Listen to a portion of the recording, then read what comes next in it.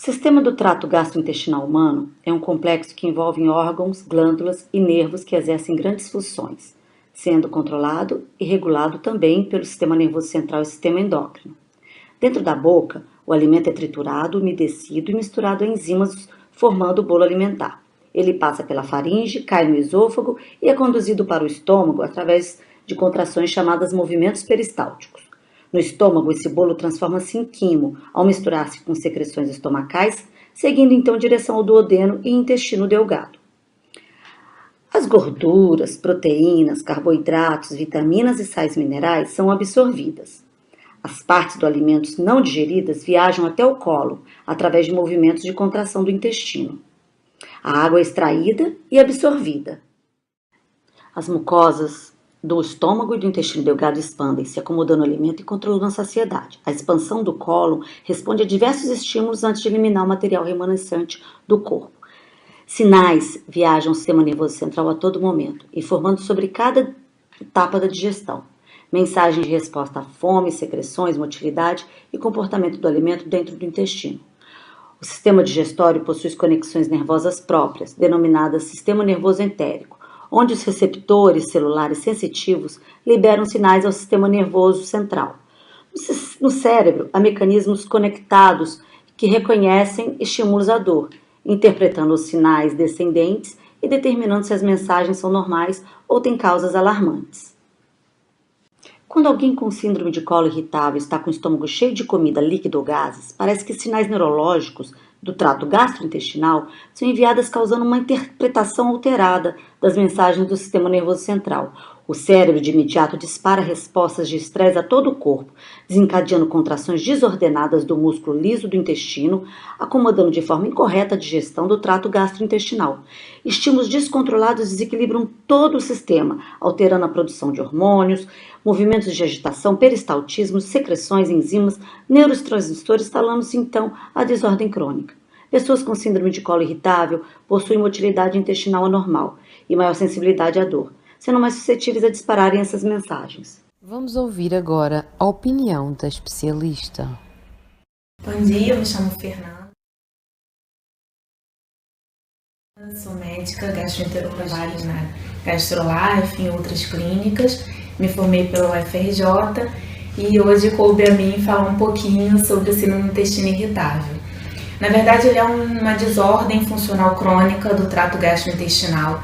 É relativamente frequente a gente, nos nossos consultórios, principalmente o gastroclínico e o clínico médico em geral, a gente recebe isso acomete em torno de 1/4 da população mundial. E aí os pacientes apresentam em geral dor e desconforto abdominal recorrente associado a alterações do hábito intestinal.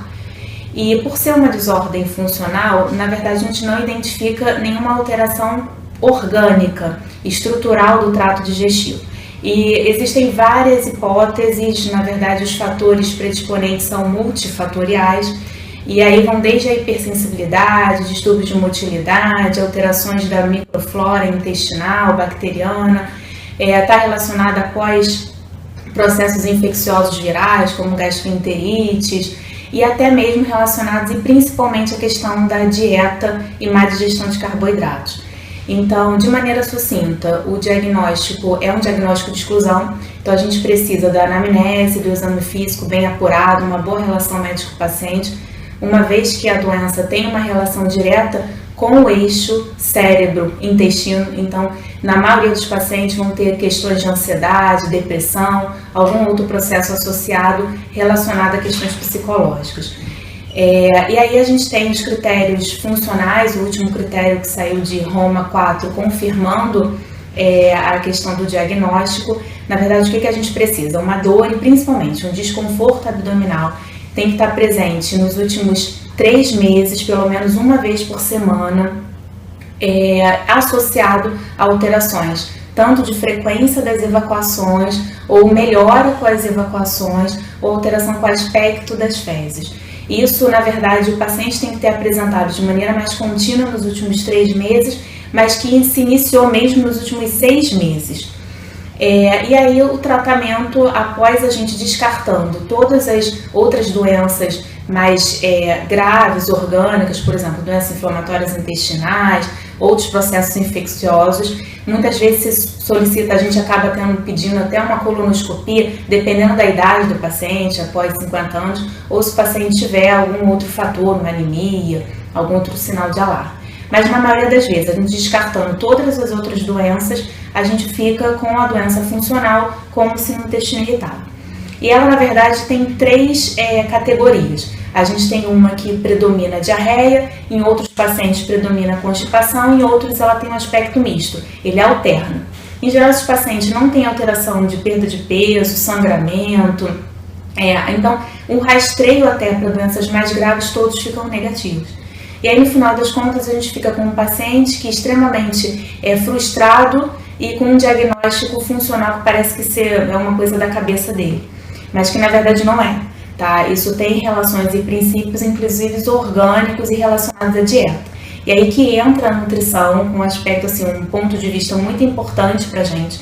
E existe na verdade, uma categoria de alimentos que a gente chama de food maps, que são polisacarídeos fermentadores. E aí existem vários alimentos, desde derivados do leite até verduras, legumes e carboidratos, principalmente vindo do trigo, que acabam fermentando e produzindo esses sintomas muito desagradáveis para os pacientes. Então, dos pilares do tratamento, sem dúvidas, é a questão da dieta. E aí, baseado nisso que eu falei, das categorias da doença, da síndrome do intestino irritável, esse paciente ele pode ter. Então, se ele tem um predomínio de diarreia, a gente vai prescrever um probiótico, uma medicação que evite, que tende a diminuir o trânsito intestinal, associada a uma dieta, tá? Que evite mais laxativa, por exemplo. Por outro lado, um paciente com constipação é uma dieta mais laxativa, a gente pode prescrever inclusive alguns laxantes mesmo que possam ser utilizados de uso crônico ou intermitente. E o padrão misto, muitas vezes a gente acaba associando, como o paciente tem muita dor abdominal, até antidepressivos, ansiolíticos ou medicamentos que agem na modulação da dor, inclusive. Tá? E aí a terapia é multidisciplinar, a gente precisa então de um gastro, de um nutricionista e muitas vezes até de um psiquiatra, de um terapeuta uma terapia comportamental. Bom, é isso, eu espero ter ajudado, foi bem rapidinho, mas para maiores detalhes estamos aí à disposição.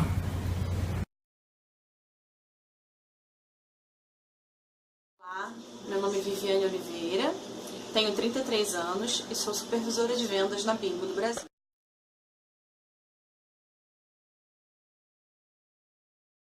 Descobri investigando o porquê que eu tinha tantos problemas alimentares. Então, fazendo as investigações, descobri que eu tinha pedra na vesícula, aí fiz a retirada da vesícula, aí não parou, né, porque dependendo da minha alimentação, me dava eu precisava correr para o banheiro, e isso era muito desconfortável, né? E fiz colonoscopia e vários exames de sangue, intolerância à lactose, intolerância a glúten e tudo isso, e por fim veio o diagnóstico que eu tinha síndrome do intestino irritável.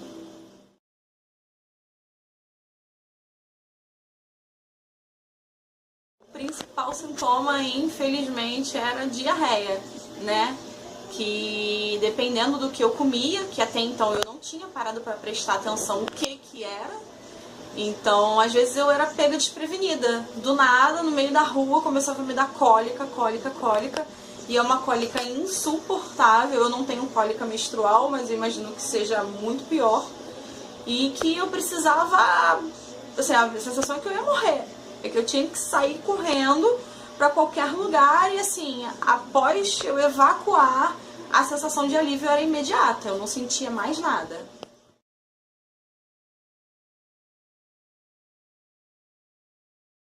Não faço acompanhamento para poder tratar, uma vez que eu fui diagnosticada e aprendi o que me faz mal e o que não faz. Não sei se eu relaxei.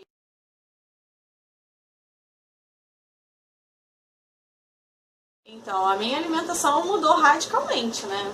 porque além da síndrome do intestino irritado, né, eu descobri uma intolerância à lactose, eu descobri que eu tinha gastrite.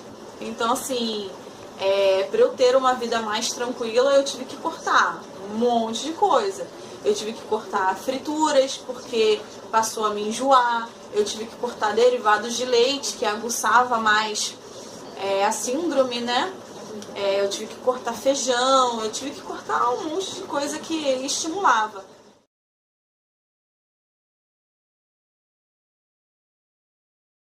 Hoje eu trabalho numa empresa que exige muito de mim.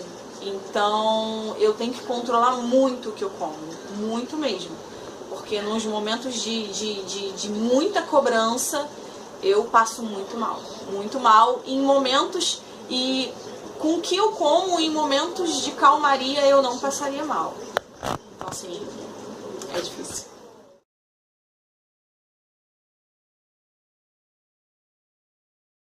O que mudou na minha vida social é que, assim, eu tive que passar a evitar alguns lugares, né?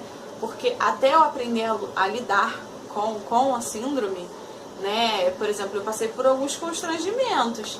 De eu estar dentro de uma pizzaria, num rodízio de pizza, numa comemoração de aniversário, e eu ter que sair correndo pro banheiro, né? Infelizmente eu acabo defecando líquido, né? Água pura. E um cheiro insuportável, então um constrangimento de você ir evacuar, e o cheiro no banheiro, né? Então assim, aprendi a lidar, a ter uma caixa de fósforo, por exemplo, dentro da bolsa, porque quando eu precisava evacuar, eu tenho a técnica de riscar um fósforo que dá uma amenizada no cheiro. Papel da nutricionista no diagnóstico. Oi gente, meu nome é Bruna Vilela, sou nutricionista funcional, health coach, estou aqui para falar um pouquinho para vocês sobre a síndrome do intestino irritável. Os principais sintomas são flatulência, dor abdominal, distensão abdominal, diarreia, constipação, às vezes alternando diarreia e constipação, com ou sem a presença de muco. Não fecha diagnóstico, é claro que com a prática clínica a gente tem suspeitas, mas a gente caminha para um gastro, que esse é o profissional responsável para fechar esse tipo de diagnóstico, porque muitas vezes tem exame de imagem, tem doenças com sintomas muito parecidos, então tem que descartar outras doenças primeiro, então não fechamos diagnóstico. Mas depois desse paciente com o diagnóstico feito, ele retorna pra gente, ou ele vem pra gente, e aí a gente trabalha bem a dieta em relação a essa doença.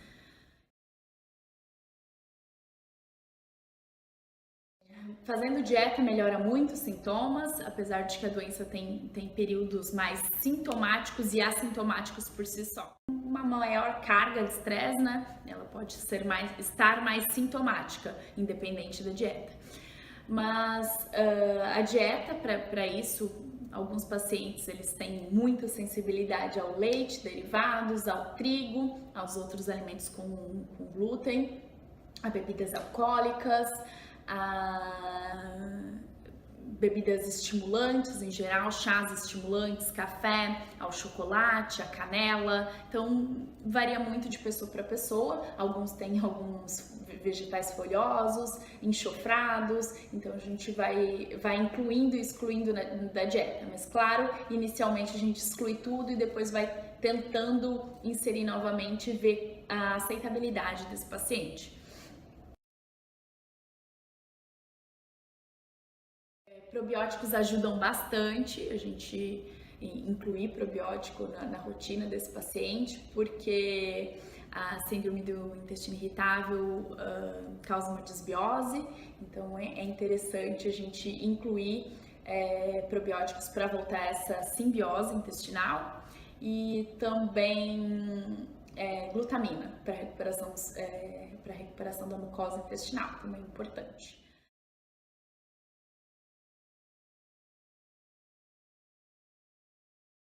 Como podemos observar, a síndrome do colo irritável não tem cura. Porém, pode ter seus sintomas amenizados a partir de uma dieta adequada. Mais uma vez, temos nos alimentos nosso remédio. Citação de Hipócrates: que seu remédio seja seu alimento e que seu alimento seja seu remédio.